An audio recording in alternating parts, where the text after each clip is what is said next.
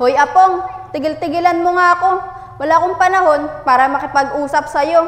Mariel, huwag mo nga sungitan si Apong. Nakikipag-usap lang naman ata siya sa'yo eh. Kaya nga Mariel, wala naman akong ginagawang masama sa'yo ah. Bakit magalit na galit ka sa akin? Siguro may gusto ka sa akin no? Ano? Magkakagusto ako sa'yo? Ang kapal naman ng mukha mo. Kahit ikaw na lang yung lalaki rito sa mundo, hindi kita magugustuhan. Tara na nga, Shane.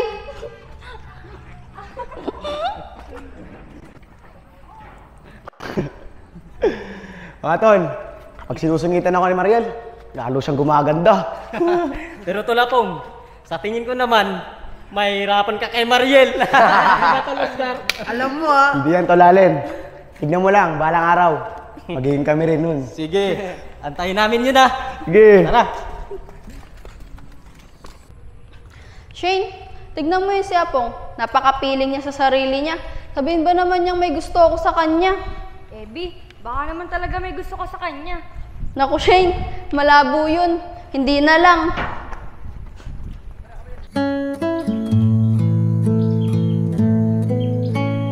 Mariel, kamusta na yung in-apply mong trabaho?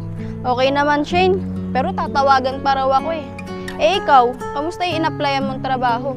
Okay naman, baka sa susunod na araw, mag-start na din ako. Buti ka pa mag-i-start na. Ako tatawagan pa raw eh. Yaan mo Mariel, huwag ka mag-alala, tatawagan ka rin yan. Shane, may iba tayo. Yung mga kaibigan na Iber, simula nung mga bata pa tayo hanggang ngayon, ang yayabang pa rin. Lalo-lalo na si Apong, mayabang na, piling pogi pa. Oo naman Mariel, mga kilala ko yung mga yun. Mga bata pa lang tayo, mayayabang na talaga sila. Pero Mariel, huwag ka magsasalita ng ganyan ha. Baka mamaya, kayo pa magkatuluyan dalawa ni Apong. Naku Shane, malabo mangyari yun. Kahit siya na lang yung lalaki rito sa mundo, hindi ko siya magugustuhan. Inis na inis kaya ako sa kanya, simula nung mga bata pa lang tayo. Tara na nga, baka mamaya, makita na naman natin sila dito. Kasalin tayo. Tara na. Saliber, malapit ng ligo dito sa atin ah. Nakapagbayad na ba ito ng mga jersey natin? Ako Tulapong, yung tatlong yan, wag mo nang kasama magbabayad ng isang jersey. Lalo sa karir, tatago pa ako. Mga tol, wait lang kayo. Magbabayad din ako, hindi lang sa ngayon. Magbabayad ka na kasi Tul Oscar. Ikaw Yayan, bayad ka na ba? Magbabayad ako, tulalin, hintayin mo lang. Hintayin mo lang, paputiin ako. Ay, pagitin pala tol. Mga tol, napapansin kita parang saya mo ah. Mga Ano ba meron? Saliber, si Mariel kasi, nakita ko kahapon. Inasar ko na naman siya. Galit na galit na naman. Wow! Sana all. Bakit? Magkatuluyan yan. Matap na magbayad na kayo. Kaya nga. Para po. Marielo. Hay naku Shane, yun na nga ba yung sinasabi ko? Sa dami-rami natin makikita, sila Apong pa. Mga tol, kapag nga naman sineswerte no. Mariel, nakita na naman kita. Buo naman ang araw ko. Hoy Apong, tigil-tigilan mo nga ako. Wala akong panahon para makipag-usap sa'yo. Mariel, huwag mo nga sungitan si Apong. Nakikipag-usap lang naman ata siya sa'yo eh. Kaya nga Mariel, wala naman akong ginagawang masama sa'yo ah. Bakit magalit na galit ka sa akin? Siguro may gusto ka sa akin no? Ano? Magkakagusto ako sa'yo? Ang kapal naman ng mukha mo. Kahit ikaw na lang yung lalaki rito sa mundo, hindi kita magugustuhan. Tara na nga, Shane.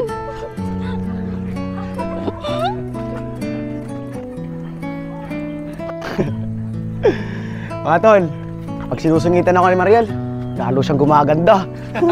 Pero Tulapong, sa tingin ko naman, may hirapan ka kay Mariel. Tul Oscar. Alam mo ah. Hindi yan tolalin. Tignan mo lang, balang araw. Magiging kami rin nun. Sige, antayin namin yun ah. Sige. Tara.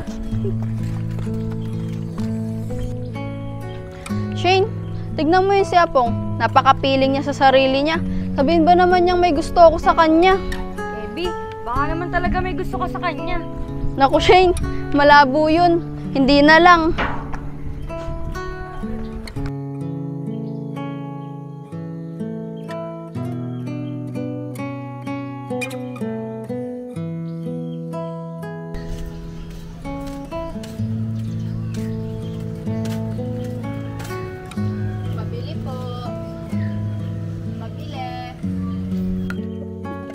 Mariel, ikaw pala yan. Anong bibilin mo? Pero, teka lang, bakit nakasimangot ka? Ay kasi Shane, pag naalala ko si Apong, naiinis ako. Lalo na nakasalubong natin sila kahapon. Ang lakas niya kasi mangasar eh. Naku Mariel, wag mo nang pagpapansinin si Apong. Alam mo naman yon, mga asar talaga, simula dati pa. Pero baka naman may gusto yung tao sa'yo, kaya lagi kang inaasar. Naku Shane, bahala nga siya. Pabili nga akong patata. Tsaka ito yung bayad. Mariel, ikaw pala. Magandang umaga sa'yo. Ako muna bibili ah. Mamadali kasi ako eh. Hoy Apong, tigil-tigilan mo nga ako. Tsaka ano maganda sa umaga? Eh nakita ko na naman yung pagmumukha mo. Tsaka ako nauna sa'yo, sisingitan mo ko. Alam nyo kayong dalawa, para talaga kayong pinagtatagpo. Pati ba naman dito sa tindahan namin, nagkakasabay pa kayong bumili. Mariel, bakit kasi ayaw mo pa siyang hayaan manligaw sa'yo para hindi ka na niya asarin? Naku Shane, pagbilan mo na nga to para makalis na. Nakakainis kasi yung pagmumukha nito. O Apong, ano bang bibilin mo? Shane, pabili nga ako ng ginisa mix dyan. Nagluluto kasi si tatay eh. Mariel, malakas talaga ang kutob ko. Na may gusto ka sa akin. Dahil pinauna mo ako makabili. Naku Apong, pilingero ka talaga. Kahit kailan, di ako magkakagusto sa'yo. Shane, ito na yung bayad ko. Mariel, ito na yung binibili. Sige Shane, diyan ka na. Wapong, kala ko ba umalis ka na? Mariel, inaantay talaga kita. Ihatid kita sa inyo. Baka mamaya mabastos ka dyan eh. Alam mo naman, ako ang superhero mo. Superhero, superhero. Napaka-corny mo. Sinaunang panahon pa yung mga pinagsasabi mo eh. Mariel, alam mo, yan ang turo sa akin ng lolo ko. Ganyan daw ginawa niya, kaya napasagot niya yung lola ko. Kaya ganyan din teknik gagawin ko sa'yo. Kahit kailan talaga Pong, napaka-OA mo. Tignan na lang natin, mag-antay ka sa wala. Tsaka yung pinapabili ng tatay mo, baka mapalo ka pa nun. Ako, mapalo. Di siguro ba? Binata na kaya ako. Mariel, mag-aantay ako kahit gaano pa katagal yan. Basta para sa'yo. Tignan na lang natin.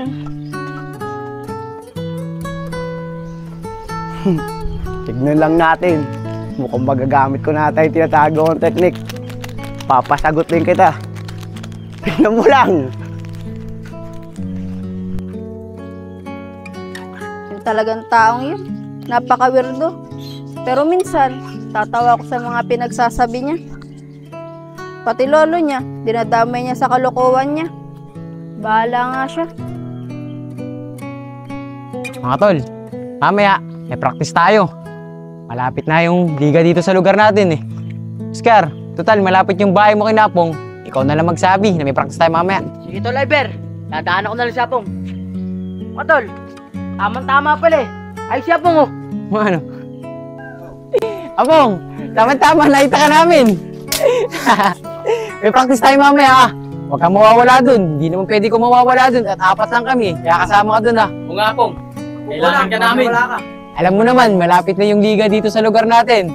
Pero teka nga lang, yung mga ganyang ngiti, alam ko rin eh. Wala ko ah. Siguro nakita mo na naman si Mariel ano? Okay, Ber. Tama ka. Nakita ko na naman si Mariel. Nasar ko nga siya eh. Kaya ang saya ko ngayon. Paano?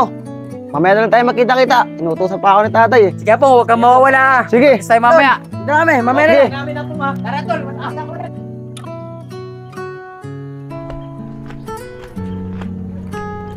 Uy Mariel, buti nakita kita. Hinahanap talaga kita eh. Kasi may maganda akong balita para sa'yo. Teka, dito muna tayo. Baka kasi abutin tayo ng malakas na ulan eh. Talaga ba Shane? Ano yung sasabihin mo? Nakaka-excite naman. Mariel, yung pinapasukan ko kasi, kailangan pa ng isa. Tamang-tama, ire-recommenda kita para pares na tayong pumapasok doon. Total, di ka pa naman tinatawagan doon sa may in-applyan mo. Talaga ba Shane? Maraming salamat sa'yo ah. Sige, bukas na bukas, sasabay na ako sa'yo para magkasama na tayo sa trabaho. Sige Mariel, wala yun. Pero kanina, inasar ka na naman ni Apong, no? Inantay ka pa niyang makabili. Siguro, pinayagan mo na siya na manligaw siya sa'yo. Naku Shane, hindi ah. Kaya niya ako inantay, ihatid daw niya ako. Baka daw kasi may bumastos sa akin. Sinabihan ba naman niya ako siya daw superhero ko? Kahit kailan talaga yung taong yun, napaka-corny. Oh, Mariel, tama naman pala yung sinasabi ni Apong eh, na baka mamaya may bumastos sa'yo.